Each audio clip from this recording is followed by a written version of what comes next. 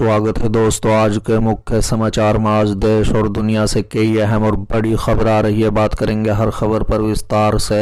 लोकसभा चुनाव 2024 किया ईवीएम में गड़बड़ी के चलते सुप्रीम कोर्ट ने लगाया बैन। चुनाव आयोग ने बताया क्या है इसके पीछे का सच। एक और बड़ी अपडेट, अमृतसर में बीजेपी प्रत्याशी तरनजीत सिंह संधू का विरोध, किसानों ने दिखाए काले झंडे। इसी के साथ अगली बड़ी खबर में आपको बताएंगे। प्रियंका गांधी ने जयपुर रैली में कहा खतरे में लोकतंत्र, बड़ी संस्थाओं को किया जा रहा है कमजोर। एक और बड़ी अपडेट, भगवान राम के नाम लेकर नाथूराम के एजेंडे को आगे बढ़ा रही है बीजेपी। राजनीति में व्यक्तिवाद परिवारवाद से ज्यादा खतरनाक। एक और बड़ी अपडेट, केरल के मुख्यमंत्री विजयन ने बीजेपी पर साधा निशाना, कहा वाम दल इस बार भाजपा को केंद्र की सत्ता से उखाड़ फेंकेंगे। तो चलिए देख लेते हैं आज की पहली बड़ी खबर। लोकसभा चुनाव 2024 किया ईवीएम में गड़बड़ी के चलते सुप्रीम कोर्ट ने लगाया बैन। चुनाव आयोग ने बताया क्या है इसके पीछे का सच। दरअसल दोस्तों, देश में इलेक्ट्रॉनिक वोटिंग मशीन यानी ईवीएम का पहली बार इस्तेमाल साल 1982 में केरल राज्य के चुनाव में किया गया था। इसके बाद से समय समय पर इस मशीन को लेकर तरह तरह की बातें कही गई, आरोप भी लगाए गए। बता दें कि यही वजह है कि कई लोग कहते हैं कि अगर देश में सबसे ज्यादा किसी चीज पर ठीकरा फोड़ा गया है तो उसमें ईवीएम पहले नंबर पर खड़ी हुई है। वहीं ईवीएम को लेकर कुछ जगह दावे किए गए हैं कि देश की सबसे बड़ी अदालत सुप्रीम कोर्ट ने इस मशीन में गड़बड़ी पाए जाने पर चुनाव में इसके इस्तेमाल पर बैन लगा दिया है। बता दें, ईवीएम को लेकर कई जगह दावे किए जा रहे हैं कि देश के सर्वोच्च न्यायालय ने इसे बैन कर दिया है, जिसके बाद निर्वाचन आयोग ने ऐसे धार्मिक दावों को काउंटर करने के लिए अपनी वेबसाइट में चुनाव से जुड़े बहुत सारे मुद्दों पर मिथ वर्सेज रियलिटी का एक सेगमेंट शुरू किया है। इस मिथ वर्सेज रियलिटी में चुनाव आयोग ने सुप्रीम कोर्ट और हाई कोर्ट के ईवीएम बैन के पीछे की हकीकत बताई। हालांकि इसके पीछे का सच क्या है बताते हैं आपको कि ईवीएम के खिलाफ साल 2001 से ही संभावित गड़बड़ी का अंदेशा जताया गया है। बता दें, समय समय पर देश के कई हाई कोर्ट में इस पर केस भी किए गए हैं और इसका मुद्दा उठ चुका है। बता दें कि देश की कई शीर्ष एजेंसियों के साथ मिलकर सर्वोच्च न्यायालय ने ईवीएम की तकनीकी सुरक्षा, प्रशासनिक सुरक्षा, ईवीएम के उपयोग, विश्वसनीयता और मजबूती से जुड़े कई पहलुओं पर समय समय पर कई केसों में जांच करवाई। साल 2001 में मद्रास हाई कोर्ट ने एक केस की सुनवाई के दौरान माना था कि ईवीएम को हैक करना या गड़बड़ी करना संभव नहीं है। ईवीएम के खिलाफ किए गए कई केस में तो सुप्रीम कोर्ट ने हाई कोर्ट के ऑर्डर के खिलाफ की गई अपील को खारिज करते हुए याचिकाकर्ताओं के ऊपर जुर्माना लगाते हुए इन याचिकाओं को मात्र एक पब्लिसिटी स्टंट करार दिया है। आपकी जानकारी के लिए बता दें कि देश में ईवीएम के ऊपर कोई भी प्रतिबंध नहीं लगाया गया है। लोकसभा चुनाव 2024 में चुनाव आयोग देश भर में 7 चरणों में होने वाले 19 अप्रैल 2024 से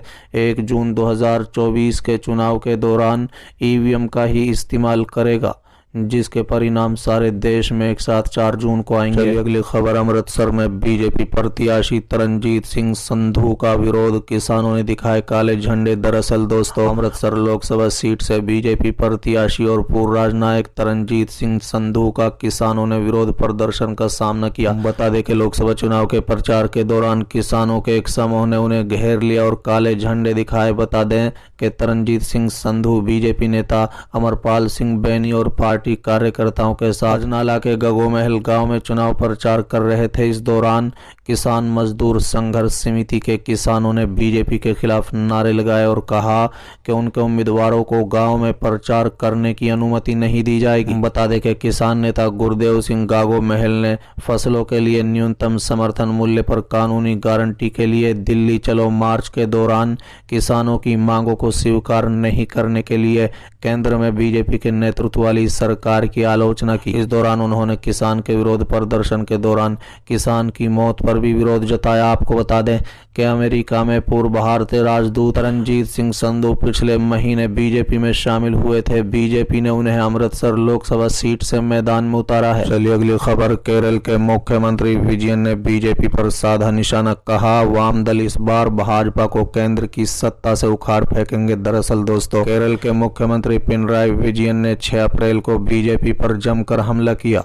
उन्होंने कहा है कि वाम दल दक्षिण के इस राज्य में भाजपा के सांप्रदायिक आधारित राजनीति करने और राज्य में पैर जमाने की इजाजत नहीं देंगे। उन्होंने ये भी कहा है कि वाम दल ये सुनिश्चित करने की कोशिश करेंगे कि राज्य में बीजेपी को एक भी सीट नहीं मिले।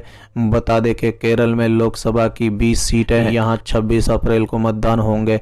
इस बार प्रधानमंत्री नरेंद्र मोदी ने केरल सहित दक्षिण की लोकसभा सीटों पर बड़ा दांव लगाया है। जानकारों का कहना है कि अगर बीजेपी को लोकसभा चुनाव में 370 से ज्यादा सीटें और एनडीए के लिए 400 से ज्यादा सीटें जीतनी हैं तो दक्षिणी राज्यों के मतदाताओं को समर्थन हासिल करना होगा। केरल में मीडिया से बातचीत में मुख्यमंत्री ने कहा है कि संघ परिवार ने देश के सामने जो चुनौती पैदा की है उसका सामना करने से वाम दल पीछे नहीं हटेंगे। उन्होंने कहा है कि वाम दल बीजेपी को सत्ता से उखाड़ फेंकने के लिए मिलकर काम कर रहे हैं। उन्होंने कहा है कि हम ये चुनाव भाजपा के केंद्र की सत्ता से उखाड़ फेंकने के मकसद से लड़ रहे हैं। हमने राष्ट्रीय स्तर पर बीजेपी विरोधी मोर्चा से हाथ मिलाया है। विजयन ने कहा है कि हम एक चीज साफ कर देना चाहते हैं, वो ये है कि बीजेपी को न सिर्फ केरल की सभी सीटों पर हार का सामना करना पड़ेगा बल्कि वो किसी भी निर्वाचन क्षेत्र में दूसरे पायदान पर आने में भी नाकाम रहेगी।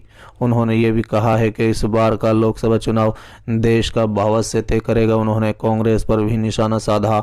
उन्होंने कहा कि कांग्रेस के उम्मीदवारों के पक्ष में मतदान करने का कोई मतलब नहीं है। चलिए अगली खबर। प्रियंका गांधी का बड़ा बयान। जयपुर रैली में बोली, खतरे में लोकतंत्र, बड़ी संस्थाओं को किया जा रहा है कमजोर। दरअसल दोस्तों, लोकसभा चुनाव में अपनी जीत सुनिश्चित करने के लिए राजनीतिक दल पूरा जोर लगा रहे हैं। इसी कड़ी में कांग्रेस ने भी स्टार प्रचारकों के जरिए जनता के बीच प्रत्याशियों का प्रचार करना शुरू कर दिया है। बता राजस्थान की राजधानी जयपुर में पार्टी के दिग्गज नेताओं ने डेरा जमाया है। एक रैली के दौरान पार्टी की महासचिव प्रियंका गांधी वाड्रा ने जनता को संबोधित किया। इस दौरान प्रियंका गांधी ने देश में लोकतंत्र को खतरे में बताया। उन्होंने कहा है कि जनता का विश्वास अब ईवीएम से उठता जा रहा है। प्रियंका गांधी वाड्रा ने जयपुर में आयोजित रैली में कहा है कि जनता अपना वोट लोकतंत्र को बचाने के लिए डालती है, लेकिन अब देश का लोकतंत्र ही खतरे में पड़ गया है, क्योंकि लोकतंत्र को मजबूत करने के लिए जो बड़ी बड़ी संस्थाएं बनाई गई हैं उन्हें कमजोर किया जा रहा है। देश की बड़ी एजेंसियों का गलत इस्तेमाल किया जा रहा है।